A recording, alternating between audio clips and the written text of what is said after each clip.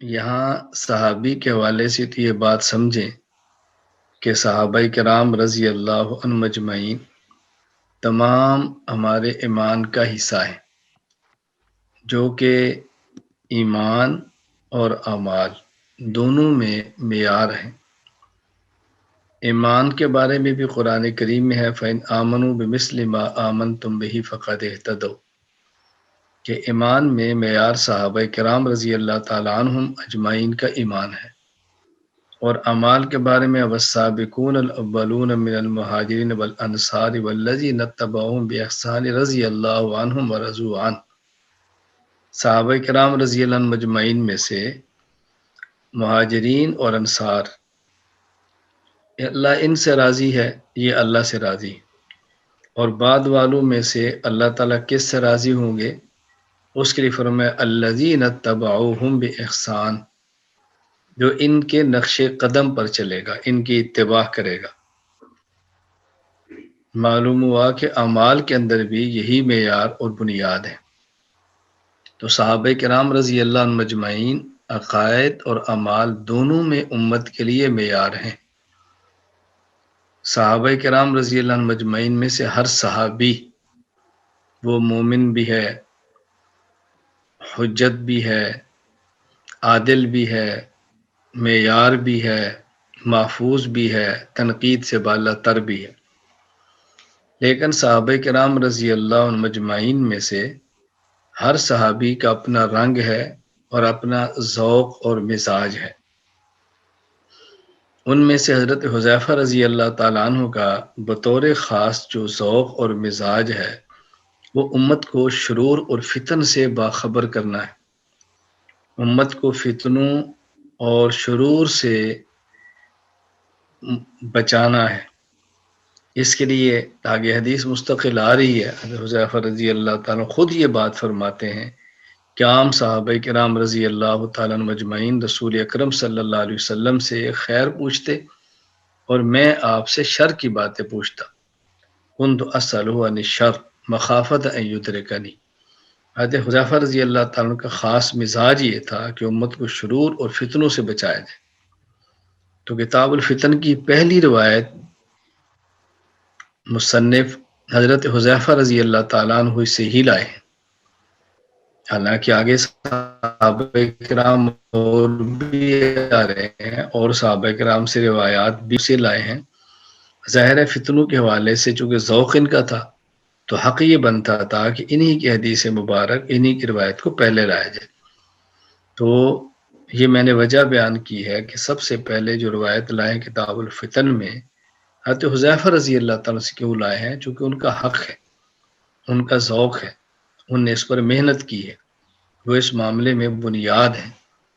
ان پر صحابہ کرام رضی اللہ تعالیٰ عنہ مجمعین بھی بہت زیادہ اعتماد فرمایا کرتے تھے۔ جس طرح عمر بن خطاب رضی اللہ تعالیٰ کے بارے میں ہے کہ جب مدینہ منورہ میں کوئی جنازہ آتا، حضرت عمر رضی اللہ عنہ پوچھتے کہ حذیفہ مدینہ میں ہیں؟ جی ہیں۔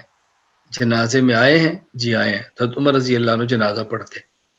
اگر حضرت حذیفہ رضی اللہ تعالیٰ عنہ مدینہ منورہ ہوتے اور کسی جنازے میں شریک نہ ہوتے تو عمر رضی اللہ تعالیٰ عنہ جنازے کے اندر شرکت فرماتے تھے کہ یہ شخص مرنے والا منافق اور فتین آدمی ہے۔ اتنا اعتماد حذیفہ رضی اللہ تعالیٰ عنہ پر امیر المومنین عمر بن خطاب رضی اللہ تعالیٰ عنہ کا تھا۔ تو سب سے پہلے حدیث مبارک جو لائے ہیں حذیفہ رضی اللہ تعالیٰ عنہ سے لائے ہیں۔ حضرت حذیفہ رضی اللہ تعالیٰ عنہ فرماتے ہیں کہ رسول اکرم صلی اللہ علیہ وسلم نے ہمارے سامنے ایک مقام پر کھڑے ہوئے اور آپ نے قیامت تک آنے والے تمام فتنوں کو بیان فرما دیا۔ میں طلباء سے بارہا گزارش کرتا ہوں، آیات مبارکہ اور احادیث شریفہ کا ترجمہ اس طرح کیا کریں کہ سامع کو بڑی اچھی طرح سمجھ آ جائے۔ ہم جو لفظی ترجمہ کرتے ہیں تو بس اوقات ظاہر ہے عربی گفتگو عرب محاورات میں ہوتی ہے، اردو گفتگو اردو کے محاورات کے اندر ہوگی۔ قام فینا رسول اللہ صلی اللہ علیہ وسلم مقامن، رسول اکرم صلی اللہ علیہ وسلم ایک مرتبہ ہمارے درمیان ایک جگہ پر کھڑے ہوئے، ہمارے سامنے آپ نے خطبہ دیا۔ ما ترک شیئا یکون من فی مقامہ ذالک الی قیام الساعۃ الا حدث بہ، تو آپ نے قیامت تک آنے والے تمام فتنوں کا ذکر فرما دیا۔ بھائی یہ بڑا آسان سا ترجمہ ہے۔ حفظہ من حفظہ ونسیہ من نسیہ، صحابہ کرام میں سے بعض ایسے تھے جن کو یاد رہ گیا، اور بعض ایسے تھے جن اس وقت سنا اور بعد میں بھول گئے۔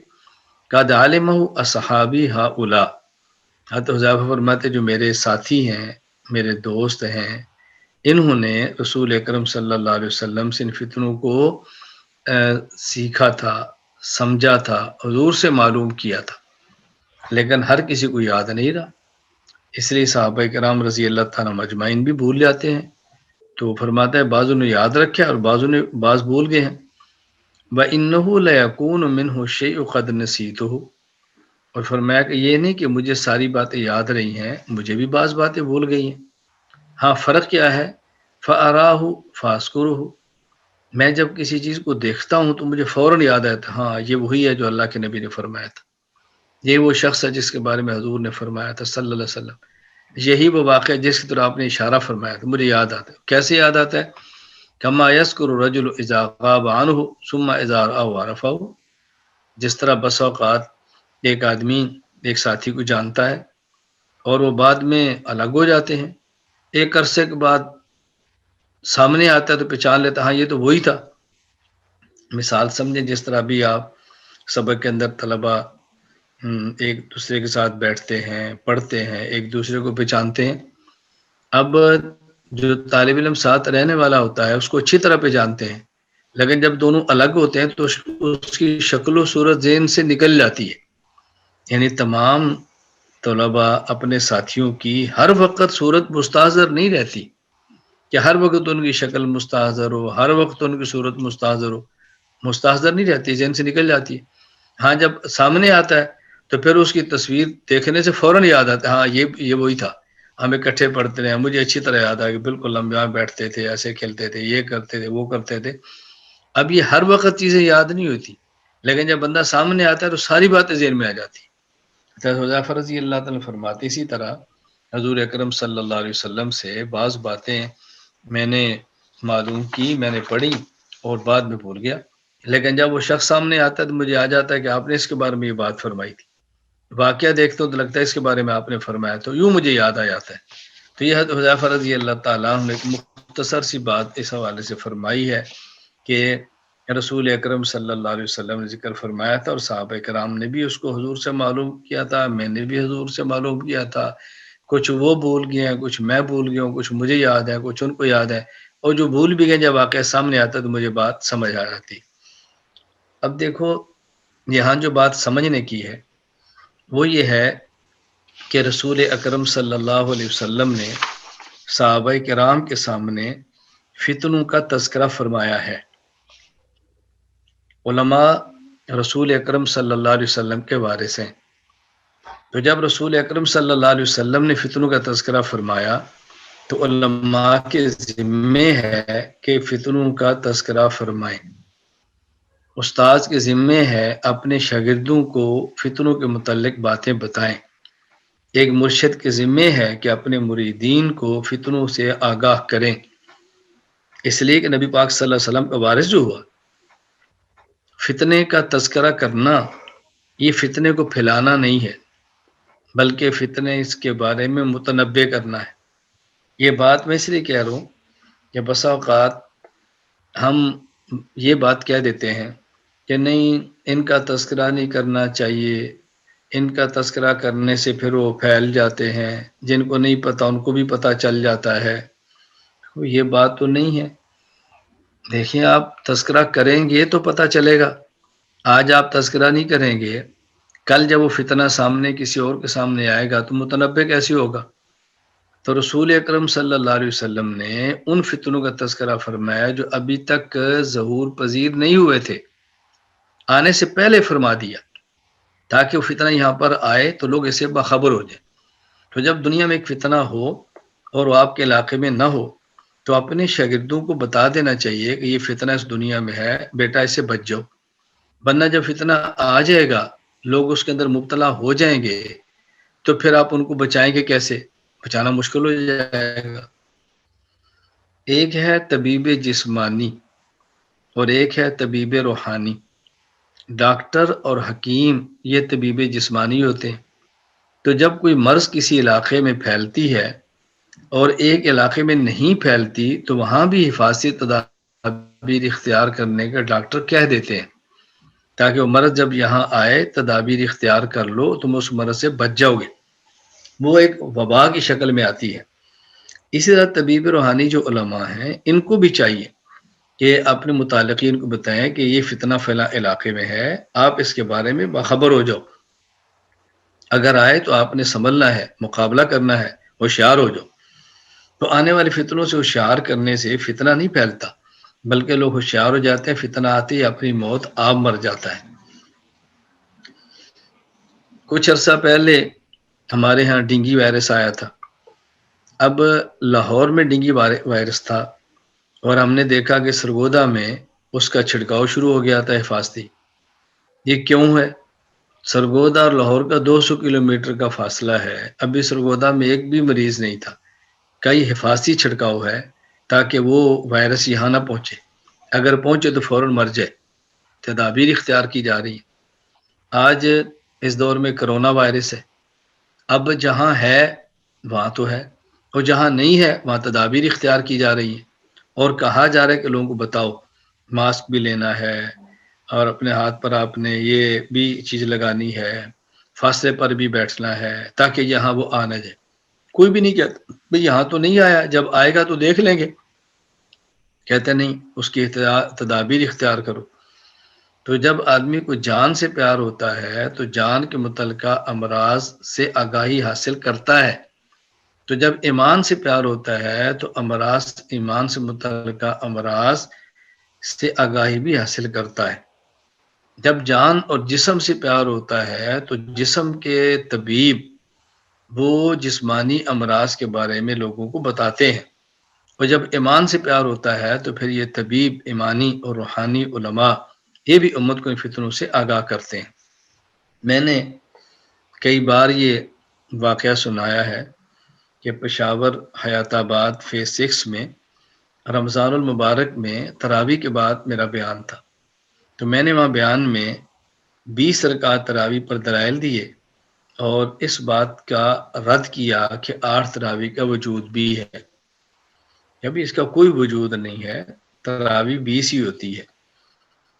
جب میں نے اس کا رد کیا، بیان ختم ہو گیا، تو ایک صاحب مجھے ملے، وہ کہنے لگے کہ مولانا صاحب ہمارے اس حیات آباد فیز 6 میں کوئی ایک بندہ بھی 8 تراویح نہیں پڑھتا، جب سارے 20 پڑھتے ہیں یا اس مسئلے کو بیان کرنے کی کیا ضرورت تھی؟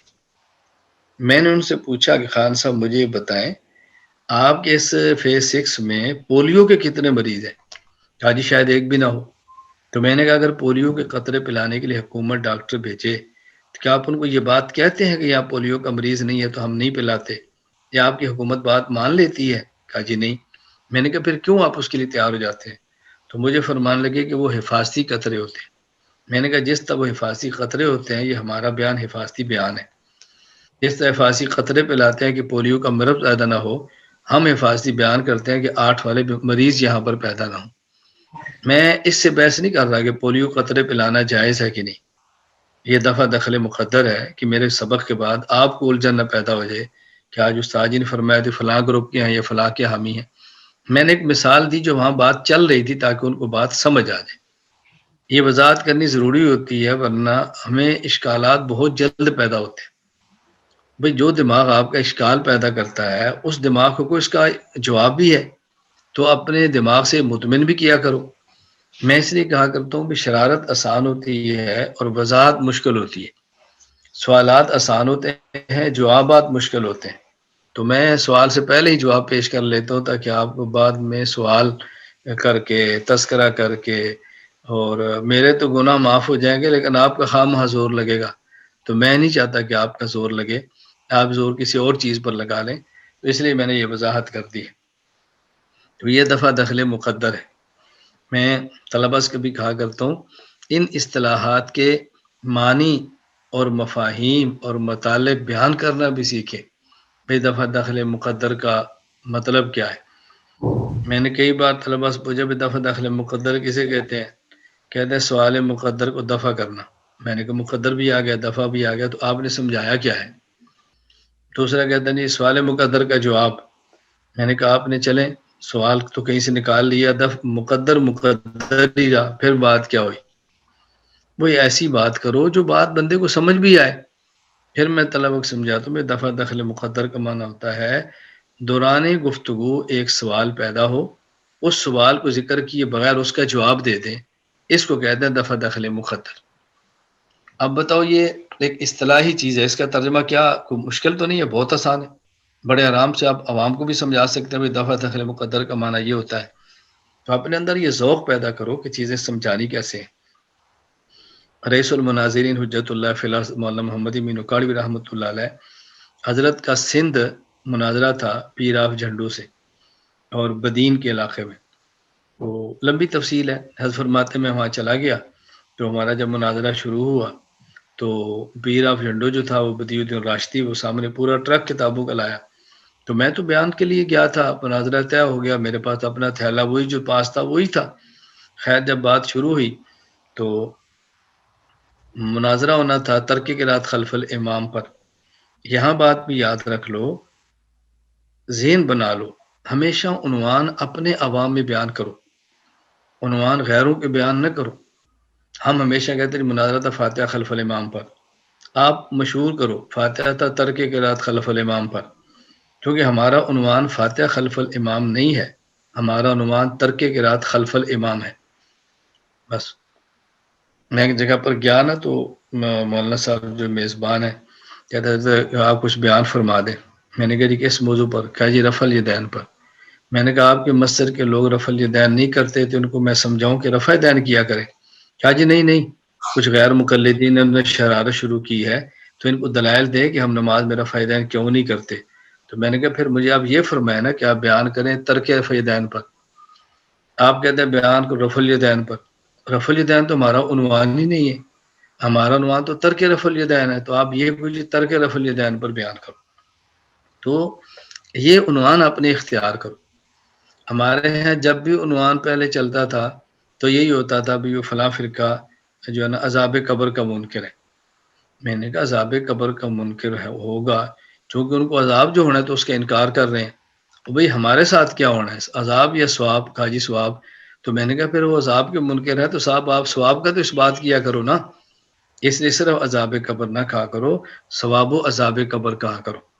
وہ قبر میں صرف عذاب ہی تو نہیں نہ ہوتا، اگر کفار کو عذاب ہونا ہے تو ایمان والوں کو ثواب بھی تو ملنا ہے نا، تو آپ جو کفار کو ہونا ہے اس کا تذکرہ کرتے ہو، جو اہل ایمان کو ہونا ہے اس کا تذکرہ کیوں نہیں کرتے؟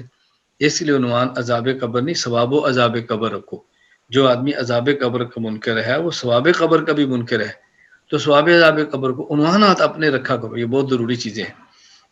تو اس طرح آپ دیکھنا ہمارے جتنے آپ پوسٹر دیکھ لو سارے پوسٹر یوں آئے ہیں 20 رکعت تراویح کے دلال، سر ڈھانپ کر نماز پڑھنے کے دلائل، ورنہ عام طور پہ یہی ہوتا ہے، لوگ کہتے ہیں جی آپ جو بیان کر دیں گے نا تو ننگے سر کے بارے میں بیان کر دیں۔ کیا ننگے سر نماز پڑھنی ہے؟ جی نہیں، یہاں کچھ لوگ ننگے سر نماز پڑھتے ہیں، تو میں نے کہا پھر آپ یہ کہو نا کہ مولانا صاحب بیان کرو سر ڈھانپ کر نماز کے بارے میں، اس پر بیان کرو، آپ کہتے ہیں ننگے سر کے بارے میں بیان کرو۔ تو میں آپ سے کہہ رہا ہوں کہ آپ نے ہتھیار نہیں پھینکنے، اعصاب آپ کے ڈھیلے نہیں ہونے چاہیے، آپ نے رائے عامہ کو ہموار کرنا ہے، اپنے عنوان چلاؤ، اپنے عنوان چلاؤ، اپنے عنوان چلاؤ، بس تسلسل کے ساتھ اپنے عنوان کا تذکرہ کرو، اگلی نسلوں کے اندر آپ کے عنوان انشاءاللہ منتقل ہو جائیں گے، یہ آپ اچھی طرح ذہن نشین فرما لیں۔ تو حضرت رحمۃ اللہ علیہ فرماتے ہیں کہ وہ سامنے پیراف جھنڈا تھا تو عنوان چونکہ ترک قرات خلف الامام تھا تو شرطیں لکھی جا رہی تھی، تو وہ شرائط میں کہتا جی جو ہماری گفتگو ہوگی اس میں قرآن حدیث اور فقہا کے مفتبی اقوال پیش کریں گے، نہ اس نے کہا فقہا کے اقوال پیش کریں گے۔ حضرت نے فرمایا کہ میں نے کہا نہیں، قرآن حدیث اور فقہاء احناف کے مفتبی اقوال پیش کریں گے۔ اس نے کہا نہیں، قرآن حدیث اور فقہاء احناف کے اقوال پیش کریں گے۔ حضرت فرمایا نہیں، فقہاء احناف کے مفتبی اقوال پیش کریں گے۔ اس نے کہا عوام کو کیا پتہ مفتبی کیا ہوتا ہے؟ حضرت فرمایا عوام کو میں سمجھا لیتا ہوں، تو لکھ لے۔ حضرت نے عوام سے کہا دیکھو مفتہ بھی یہ مفتہ سے ہے، مفتہ فتح ان سے ہے، فتح ان جوان کو کہتے ہیں۔ میں ان کو کہہ رہا ہوں قرآن پیش کرو، حدیث پیش کرو، اور فقہ احناف کے پکے قول پیش کرو۔ یہ کہتے نہیں فقہ احناف کے کچے قول پیش کرنے ہیں۔ تو آپ بتاؤ پکے قول ہو یا کچے قول؟ تو جو سندھی تھے وہ جاہل تھے، بات بات کہتے ہیں سائیں پکے قول پیش کرو نا، سائیں پکے قول پیش کرو نا۔ فرمایا ان کو تو میں نے سمجھا لی ہے، اب تو لکھ لے مفتا بھی اخبار لکھ لے۔ میں یہ کہہ رہا ہوں کہ یہ تعبیرات لوگوں کو سمجھانا سیکھو، عوام کا ذہن بنانا سیکھو۔ یہ عام طور پر جو ہمارے یہاں بیماری ہے نا، میرے ساتھ تو ایسا ہوا نا، جب بس اگر بیان کرتے ہیں تو لوگ کہتے ہیں ایسے علمی بیان لوگ نہیں سمجھتے۔ میں نے کہا اب یہ کیوں نہیں کہتے کہ ہمیں علمی بیان کرنا نہیں آتا، لوگوں کے کھاتے آپ کیوں ڈالتے ہیں؟ جب آپ کسی مخالف کی باری آتی ہے، ذاکر نائک کو یا کسے باشر، آپ کہتے ہیں اور ماشاء اللہ بہت دلائل سے بات کرتا ہے، لوگ بڑے اس سے متاثر ہیں۔ اور جب ہم دلائل دینا شروع کرتے ہیں، کوئی جی عوام ان دلائل کو کہاں سمجھتی ہے مولانا صاحب، کیا عوام میں آپ علمی باتیں شروع کر دیتے ہیں۔ میں نے کہا کوئی مخالف شروع کرے تو اس کو داد دیتے ہیں، وہی بات ہم شروع کرتے ہیں تو ہماری وہ شامت آ جاتی ہے کہ عوام میں تو جانے یہ باتیں مناسب نہیں ہیں۔ تو یہ ساری اغیار سے متاثر ہونے کی بات ہے اور کچھ بھی نہیں۔ ہم نے انشاءاللہ اغیار سے متاثر نہیں ہونا، ہم نے اغیار کو متاثر کرنا ہے۔ تو آپ علماء ہیں، نبی پاک کے وارث ہیں، آپ کے اندر شان تأثر نہیں، شان تاثیر ہونی چاہیے، شان انفعال نہیں، شان تفعیل ہونی چاہیے، افعال مؤثر یہ تاثیر پیدا کرو۔ میں خیر یہ کہہ رہا تھا کہ دیکھو علماء انبیاء علیہ السلام کے ورثہ ہیں، تو رسول اکرم صلی اللہ علیہ وسلم نے جب فتنوں کا تذکرہ فرمایا ہے تو آپ فتنوں کا تذکرہ کیوں نہیں فرماتے؟ بھئی تذکرہ کرو۔ پوری دنیا میں جب ایک وبا پھیلتی ہے تو جن علاقوں میں وبا نہیں ہوتی وہاں بھی اس کو اس بیماری سے متعارف کرایا جاتا ہے۔ اب فتنوں کا دور ہے، اس لیے فتنوں سے امت کو آگاہ کرنا یہ علماء کی ذمہ داری ہے۔ ہاں یہ بات ٹھیک ہے کہ آپ لہجہ اچھا رکھو، یہ ٹھیک ہے، اس کے ہم قائل ہیں۔ دلائل سے بات کرو، ہم اس کے قائل ہیں۔ اعتدال سے بات کرو، ہم اس کے قائل ہیں۔ ہم کب اس کے قائل ہیں؟ اس کا تو خیال رکھنا چاہیے۔ بس آپ کا ہے لہجے کے سخت ہونے کو سخت تو نہیں کہنا چاہیے، بس پتہ ہوگا لہجے کے تھوڑا سا گرم ہونے کو بھی لوگ سختی کہہ لیتے ہیں، حالانکہ ایسی بات نہیں ہوتی۔ میرا کئی بار جی چاہتا ہے کہ میں طلبہ اکاڑوی رحمۃ اللہ علیہ کے بعض کلپ نکال کے سناؤں کہ آپ ذرا کلپ سنیں کہ کتنے سخت بات فرما رہے ہیں، لیکن چونکہ حضرت کے اس لہجے میں گن گرج نہیں تھی، وہ خطیبانہ اتار چڑھاؤ نہیں تھا، تو سارے لوگ کہتے ہیں اکاڑوی رحمۃ اللہ بہت نرم تھے، اور مولانا آپ کا لہجہ جو ہے نا وہ بہت سخت ہے اور آپ بہت گرم ہے اور یہ ہے اور وہ ہے۔ بس یہ حالانکہ حضرت کے آپ کبھی سخت الفاظ سنے نا، اللہ اکبر۔ اب حضرت رحمۃ اللہ علیہ ایک مرتبہ ترک رفع الیدین پر بات فرما رہے تھے، اور بات فرماتے فرماتے فرمان لگے کہ دیکھو ہم ان غیر مقلد کو امام شافعی کا درجہ دیتے ہیں اور یہ خود کو نبی کا درجہ دیتے ہیں، یعنی ان کی بات نہ مانو تو یہ کہتے ہیں تم نبی کی بات نہیں مانتے، اور ہمارے لوگ کہتے ہیں کہ رفع الیدین یہ کرتے ہیں، کیا امام شافعی بھی تو کرتے تھے، وہ خود کو نبی کا درجہ دیتے ہیں، ہم اس کو شافی کا درجہ دیتے ہیں، حالانکہ نہ یہ نبی ہے نہ شافی ہے بلکہ پرلے درجے کے خبیث ہیں۔ اب دیکھو کتنی سخت بات فرمائی، لیکن جو کہ طرز یہ تھا، میں نے ان کا طرز یہ تھا، وہ طرز اتنا دھیما سا تھا نا کہ لوگ سمجھ بہت نرم آدمی ہے، حالانکہ اتنی سخت بات میں بھی شاید کروں، حد فرماتے تھے، حد فرمایا کرتے تھے۔ اب ان کا خاص ایک طرز تھا نا بات کرنے کا، وہ فرمایا کرتے کہ ہمارے لیے المیہ یہ ہے کہ غیر مقلد خود کو نبی سمجھتے ہیں اور ہمارے لوگ ان کو شافی کا درجہ دیتے ہیں، حالانکہ نہ یہ نبی ہے نہ شافی ہیں بلکہ پرلے درجے کے خبیث ہیں۔ ابھی حضرت کا طرز تھا بات کرنے کا نا۔ میں اس طرح یہ کر رہا ہوں کہ آپ نے اس سے بھی نہیں گھبرانا کہ لوگ کیا کہتے ہیں، بس اس سے بھی نہیں گھبرانا۔ بعض ماحول ایسے ہوتے ہیں کہ وہاں گن گرج ہو تو بیان مؤثر ہوتا ہے، اور بعض ماحول ایسے ہوتے ہیں وہاں گن گرج نہ ہو تو ماحول مؤثر ہوتا ہے۔ اب ایک ڈیفینس کی مسجد ہے اور ایک کسی گاؤں کی مسجد ہے، اب ڈیفینس میں لہجہ ڈیفینس والا ہوگا اور گاؤں میں لہجہ گاؤں والا ہوگا۔ ہمارے یہاں بہت معروف ہے، مولانا زید راشد صاحب ایک مرتبہ بیٹھے تھے تو فرمانے لگے اس بات کی بہت ضرورت ہے ہم ایسے علماء اور خطبہ پیدا کریں جو ہر ماحول میں وہاں کی زبان کے مطابق بات کر سکے۔ کالج میں جائیں تو کالج والی زبان ہو، مدارس میں تو مدرسے والی زبان ہو، ٹی وی پر جائیں تو ٹی وی والی زبان ہو، دیہات میں جائیں تو دیہات والی زبان ہو۔ میں نے کہا استاد جی مجھے آپ کی رائے سے تھوڑا سا اختلاف ہے۔ مجھے کہتا ہے ہاں۔ میں نے کہا جی میں یہ سمجھتا ہوں کہ ایسے خطبہ پیدا کرنے کی ضرورت نہیں، بلکہ محنت اور کی جائے کہ ایسے علماء اور خطبہ جو ایسی صلاحیت کے مالک ہیں ان کو برداشت کرنے کا ماحول پیدا کیا جائے۔ میں کہ استاد تو گل سمجھ آ گئی ہے نا؟ مینو اندر آ گئی آپ کو سمجھ آ گئی ہے نا؟ بھائی آپ کو سمجھ آئی کہ نہیں آئی؟ جن کو سمجھانا ان کو بھی سمجھ آنا۔ ہم مجھے کہتے ہیں آ گئی۔ میں نے کہا استاد جی آپ ماحول دیں میں بیان کرتا ہوں۔ آپ فرمائے کالج میں کرنا ہے، یونیورسٹی میں کرنا ہے، ڈیفینس میں کرنا ہے، ٹی وی پہ کرنا ہے، کہاں کرنا ہے؟ میں آپ کے سامنے ایسا بندہ بیٹھا ہوں جو ہر ماحول میں بیان کر رہا ہوں، کالج میں بھی کر رہا ہوں، گاؤں میں بھی کر رہا ہوں، شہروں میں بھی کر رہا ہوں، ٹی وی پر بھی آ رہا ہوں۔ بس یہ ماحول بنا ہے کہ اس کو برداشت کس طریقے سے کرنا ہے، یہ چھوڑیں کہ ایسے بندے پیدا کرنا چاہیے۔ اللہ کا شکر ہے ایسے بندے تو ہیں، اللہ تعالیٰ کبھی بھی اس قوم کو لاوارث نہیں چھوڑتے۔ میں صرف کہہ رہا ہوں، میں نے کئی بار آپ سے کہا نا کہ دیکھو میرے پاس تخصص کرنے والے وہ نہیں ہیں جو باصلاحیت بہت ہے، میرے پاس میرے متخصص وہ ہیں جو میرے ہم مزاج ہیں۔ بس ہمارا مزاج کیا ہے؟ اعصاب کو پختہ رکھو، اعصاب کو پختہ رکھو، اپنا دماغ ٹھیک رکھو، ٹینشن کا شکار نہ ہو۔ ہم نے ان حالات میں امت کو سنبھالنا ہے، پورے عالم میں ہم نے کام کرنا ہے، اس کے لیے خود کو تیار کرنا ہے، جسمانی طور پر بھی روحانی طور پر بھی ہمارا مزاج ہے۔ بس چھوٹے جو جھٹکوں سے گرنا نہیں ہے، خود سنبھلنا ہے اور امت کو سنبھالنا ہے، یہ ہمارا مزاج۔ تو میں خیر یہ کہہ رہا تھا کہ پہلی بات تو میں نے بتائی کہ حضرت حذیفہ رضی اللہ تعالیٰ عنہ اس حدیث کے راوی ہیں۔ ان سے حدیث کیوں لائے؟ اس لیے کہ فتنوں کا بیان ان کا خاص ذوق اور مزاج تھا، خاص ذوق اور مزاج تھا۔ اب توجہ رکھنا ذرا، اب میں کہتا ہوں جہاں عنوان یہ ہو فتنوں کا رد، تو وہاں اس بندے کا عنوان فتنوں کا رد ہوتا ہے اور بلاتے یہ فلاں شیخ صاحب کو بلانا ہے۔ کیوں بھائی؟ وجہ ہم مخالف نہیں کسی کے، میں ایک بات سمجھا رہا ہوں، وجہ تو بتاؤ نا۔ یہ بات سمجھنی بہت ضروری ہے۔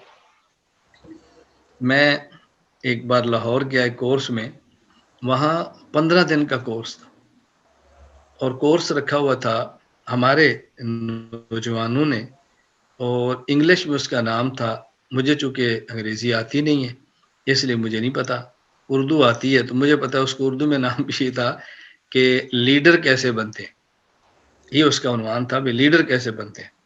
تو مجھے انہوں نے رابطہ کیا، آخری دن مجھے بلایا، آدھے گھنٹے کی میری نشست تھی، تو میں نے اس بان کو بیان کے بعد بٹھایا، تو میں نے کہا بھائی آپ کا جو عنوان ہے وہ کیا ہے، کوئی پوسٹر وغیرہ ہے تو مجھے دکھاؤ۔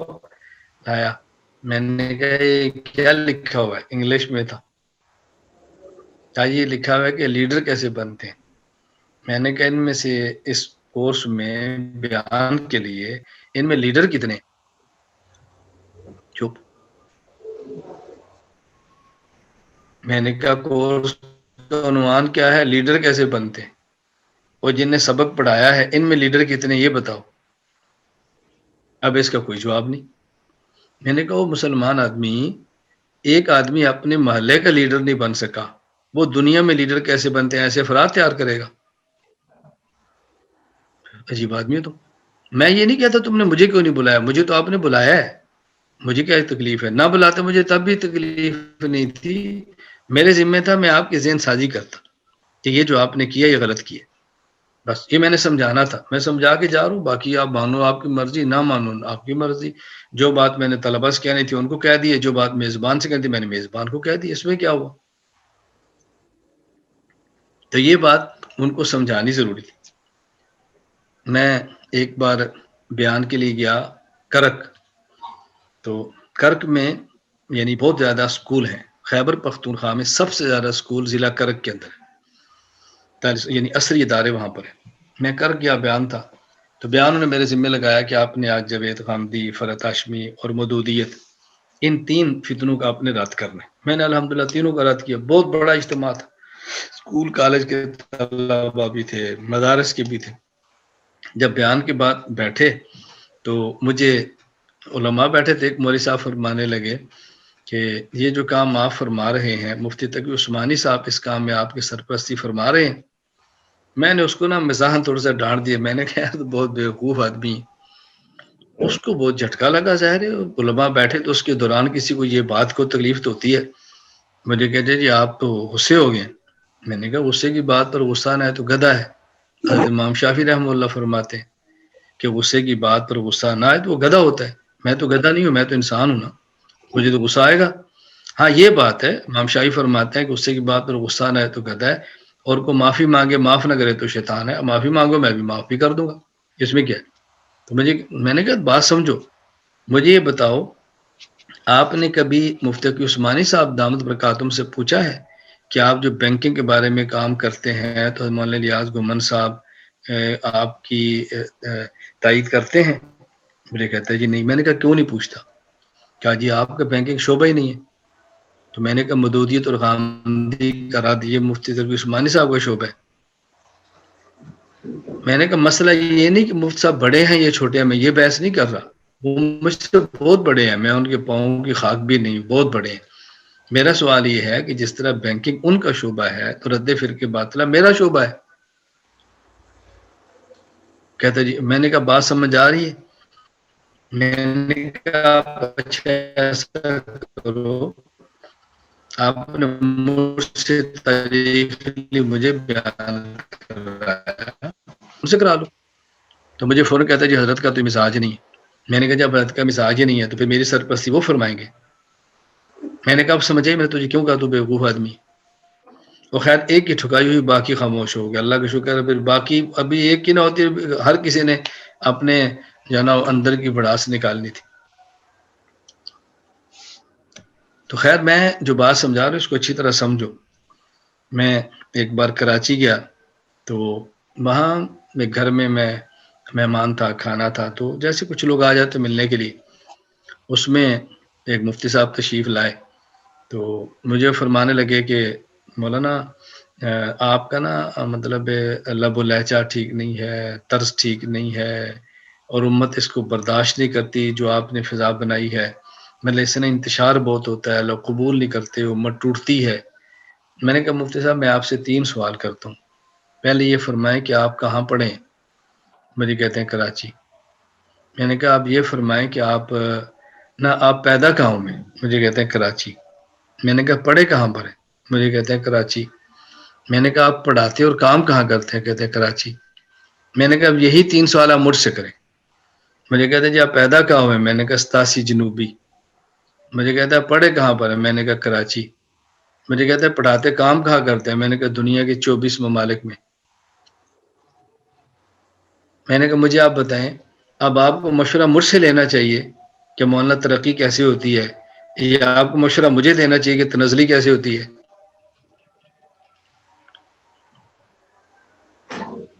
میں نے کہا آپ کا مشورہ ٹھیک ہے لیکن جگہ ٹھیک نہیں.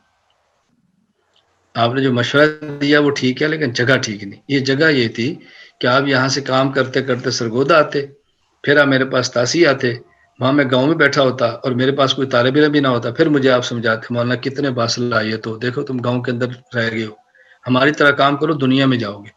پھر بات آپ کی ٹھیک تھی.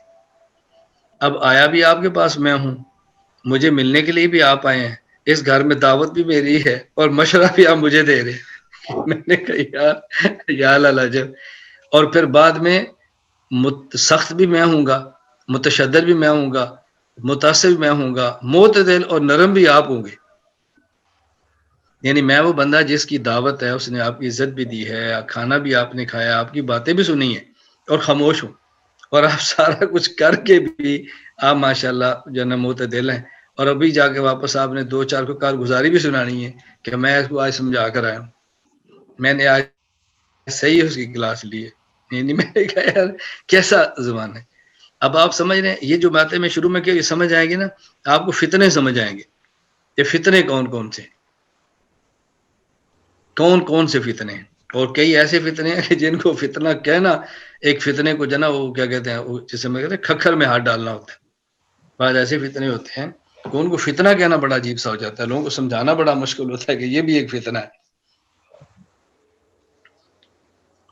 تو خیر ایک بات میں نے سمجھائی کہ حضرت حذیفہ رضی اللہ تعالیٰ کی حدیث کو سب سے پہلے لائے ہیں، چونکہ اس فتنے میں، فتنوں کے خلاف کام کرنے میں حذیفہ رضی اللہ تعالیٰ نے ماشاء اللہ کیا بات تھی۔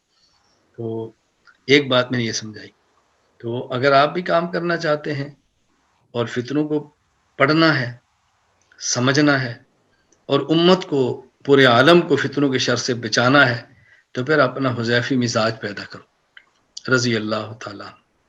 حضرت حذیفہ رضی اللہ تعالیٰ عنہ، اللہ اکبر، صحابہ کرام رضی اللہ عنہ مجمعین میں سے، یعنی بعض صحابہ کے خاص القاب تھے، خاص وصف تھا ان کا، کیا تھا؟ صاحب سر رسول اللہ صلی اللہ علیہ وسلم۔ حضرت حذیفہ رسول اللہ صلی اللہ علیہ وسلم کے رازداں، نبی کریم صلی اللہ علیہ وسلم کے رازداں، صاحب سر رسول اللہ صلی اللہ علیہ وسلم، رازداں۔ اس کا مطلب یہ جو فتنوں کے خلاف کام کرتے ہیں یہ رازدان ہیں، یہ سمجھتے ہیں، یہ سمجھتے ہیں فتنوں، اس لیے ان باتوں کا آپ نے ہمیشہ سمجھنا ہے، اور فتنوں کے معاملے میں کبھی بھی غلط فہمی کا شکار نہیں ہونا۔ اللہ میں بات سمجھنے کی توفیق عطا فرمائے۔ میں نے آپ کو ایک واقعہ شاید سنایا تھا کہ حضرت مولانا صدیق شیخ الحدیث جامع خیال مدارس رحمہ اللہ، حضرت نے ایک واقعہ بیان فرمایا، اور یہ نقیب ختم نبوت کے اندر چھپا ہے، غالباً 2015 اگست کے اندر، غالباً تاریخ آپ کو مل جائے گی، کہ امیر شریعت عطا اللہ شاہ بخاری رحمۃ اللہ علیہ نے بیان فرمایا، حضرت مولانا خیر جلندی رحمۃ اللہ علیہ استارت میں جلسہ تھا، شاہ جی سے ایک آدمی نے کھڑے ہو کر سوال کیا کہ شاہ جی یہ فرمائیں کہ غیر مقلدین کے پیچھے نماز ہو جاتی ہے؟ شاہ جی نے فرمایا ہم وہ مسلمان ہیں، ان کے پیچھے نماز ہو جاتی ہے۔ جب شاہ جی بیٹھے تو مولانا خیر محمد جلندی رحمۃ اللہ علیہ کھڑے ہوئے، فرمایا میں آج کے جلسے کا صدر ہوں اور حق صدارت میں ایک بات کہنا چاہتا ہوں، مجھے اگر اجازت ہو۔ میزبان نے کہا جی فرمائیں۔ حضرت فرمانے لگے کہ انگریز کو اس ملک سے نکالنے کے لیے کس کو ساتھ میں لانا یہ شاہ جی بتائیں گے، اور کس کے پیچھے نماز ہوتی ہے خیر محمد جلندری بتائیں گے۔ اتنی وجوہ سے غیر مقلدین کے پیچھے نماز نہیں ہوتی، امیر شریعت ہے نا، حضرت شاہ کھڑے ہوئے، شاہ جی نے فرمایا کہ مسئلہ وہی ہے جو مولانا خیر محمد نے فرمایا، وہی مسئلہ ٹھیک۔ دیکھو کوئی رو رعایت نہیں کی۔ اب مولانا خیر جلندری کون ہے؟ حکیم الامت مولانا شرف علی تھانوی کے اجل خلیفہ، کتنا بڑا آدمی، کیوں؟ وہ حذیفی مزاج تھا، وہ بھانپ کے تھے کہ اصل فتنے کی بنیاد کیا ہے، اصل وجہ کیا ہے، یہ کیوں سوال کیا جا رہا ہے۔ بعد میں پتہ چلا کہ غیر مقلدین نے کسی علاقے میں کام شروع کیا، ختم نبوت کا جلسہ ہو رہا تھا، تو غیر مقلدین نے کہا کہ آج بہت بڑا جلسہ ہے تو اب ہم سے اختلاف کرتے ہو، امیری شریف اتنا بڑا عالم ہے، آج ان سے پوچھتے ہیں، اگر انہوں نے کہہ دیا ہمارے پیچھے نماز ہوتی ہے پھر ہم ٹھیک ہیں؟ لوگوں نے کہا ٹھیک ہے۔ اب دیکھو وہ سمجھتے تھے غیر مقلد کے سوال کرنا کیسے، وہ سمجھتے تھے کہ ختم نبوت شاہ جی کا مزاج ہے اور یہ غیر مقلدیت ان کا فن نہیں ہے، لہٰذا اس بندے سے پوچھو اور اس بندے سے پوچھو، شاہ جی کہہ دیں گے ہوتی ہے تو ہمارا مسئلہ ہی حل ہو جائے گا۔ وہ اس شرارت کے تحت ہے۔ اب اس شرارت کو مولانا خیر جلندری بھانپ کے آخر ختم نبوت کے جلسے میں یہ سوال کرنے کی ضرورت کیا ہے؟ اس کا مطلب ہے کہ کوئی مسئلہ ضرور ہے، ورنہ یہ مسئلہ پوچھنا ہوتا تو خیر مدارس آتے، کسی اور مدرسے جاتے، یعنی غیر مقلدین کے پیچھے نماز اور پوچھا شاہ جی سے جا رہا ہے، یہ کیسے ہو سکتا ہے؟ اس کا مطلب یہ کہ کوئی مسئلہ ضرور ہے۔ حضرت مولانا محمد علی جلندری رحمۃ اللہ علیہ یہ عالمی مجلس تحفظ ختم نبوت کے ناظم اعلیٰ تھے، حضرت کا شیخو پورا بیان تھا، بیان فرما رہے تھے تو ایک بریلوی کی ایک بندے کی چٹ آ گئی، چٹ کیا آ گئی؟ چٹ ان کی یہی کہ دیکھیں حضور صلی اللہ علیہ وسلم حاضر ناظر ہیں یا نہیں، نبی پاک صلی اللہ علیہ وسلم حاضر ناظر ہیں یا نہیں۔ اب جلسہ ختم نبوت کا اور بیان چٹ بریلویت کے عنوان پہ آ رہی ہے، حضرت نے بیان جاری رکھا اور بڑے آسان انداز میں تھوڑی دیر بعد جواب دے دیا۔ حضرت فرمانے لگے کہ دیکھو اللہ اکبر، بہت عجیب جواب دیا۔ میں نے فرمایا دیکھو شیخو پورا میں مسجدیں ہیں؟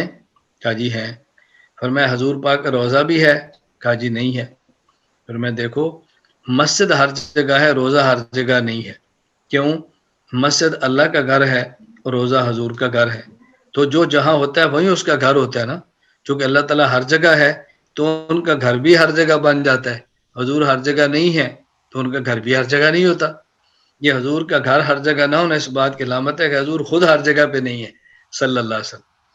اب انہیں بڑی ترتیب سے بات کو سنبھال لیا، لیکن یہ سمجھتے ہیں کہ بات کون کہہ رہا ہے اور کیوں کہہ رہا ہے. خیر میں یہ عرض کر رہا تھا، ایک حذیفہ کے بارے میں نے بات کی ہے، دوسرا میں نے سمجھایا کہ رسول اکرم صلی اللہ علیہ وسلم نے، نبی کریم صلی اللہ علیہ وسلم نے فتنوں کا تذکرہ فرمایا ہے. لہٰذا امت کو فتنوں سے بچانے کے لیے فتنوں کا تذکرہ کرنا یہ جائز ہے. ہاں، امت میں فتنہ پھیلانے کے لیے فتنہ کا تذکرہ کرنا یہ جائز نہیں ہے. یہ اچھی طرح سمجھ لیں. ہم بس اوقات کسی گناہ کو پھیلانے کے لیے گناہ کا تذکرہ کرتے ہیں، یہ تو جائز نہیں ہے. ہاں، کسی گناہ سے بچانے کے لیے کسی گناہ کا تذکرہ کرنا یہ جائز ہے. دونوں میں بہت بڑا فرق ہے. اس فرق کو آپ نے نظر انداز نہیں کرنا کہ کسی بھی گناہ سے بچانے کے لیے گناہ کا ذکر کرنا جائز ہے اور کسی گناہ کو پھیلانے کے لیے اس گناہ کا ذکر کرنا جائز ہے نہیں. یہ بات اچھی طرح ذہن نشین فرمانے. یہ چونکہ ہمارے ہاں بساغات معاشرے میں کبھی ایسا ماحول پیدا ہو جاتا ہے. میں ایک بات عرض کیا کرتا ہوں، ایک شخص سے ایک گناہ ہو جاتا ہے اور گناہ بہت کبھی اور بڑا معیوب ہوتا ہے. اب اگر ہم اس گناہ کا لوگوں میں تذکرہ کرتے ہیں اس کو ذلیل اور رسوا کرنے کے لیے، وہ فاسق ہے لیکن مظلوم ہو جائے گا. اور اللہ تعالیٰ کی مدد ظالم کے ساتھ نہیں ہوتی، مظلوم کے ساتھ ہوتی ہے. لیکن اگر کسی شخص نے کوئی گندا کام کیا ہے اور وہ ہم نے اس لیے نہیں ذکر کیا کہ اس کو ذلیل کریں، بلکہ ایسے بندے ذکر کیا ہے جو اس گناہ کو ختم کرا سکتا ہے، اب اللہ تعالیٰ کی مدد آپ کے ساتھ ہو جائے گی. میں مثال دیتا ہوں، آپ طلبہ ہیں، اللہ نہ کرے کوئی طالب علم کسی گناہ کے اندر مبتلا ہے، کوئی اس کو دیکھ لیتا ہے. اب یہ کہ اس گناہ کا تذکرہ 10 طلبہ کے سامنے کریں تاکہ اس کو ذلیل کریں، وہ مظلوم ہو جائے گا، اللہ کی مدد اس کے ساتھ ہوگی.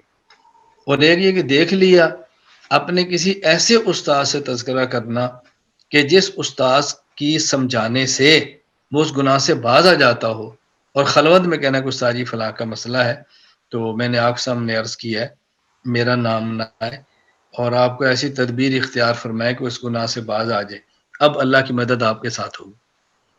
اور اس کو کبھی بھی احساس نہ ہو کہ میرے گناہ کو جانتا بھی ہے، اس کو میرے گناہ کا پتہ بھی ہے، اس کو کبھی بھی اس کا احساس نہ ہو.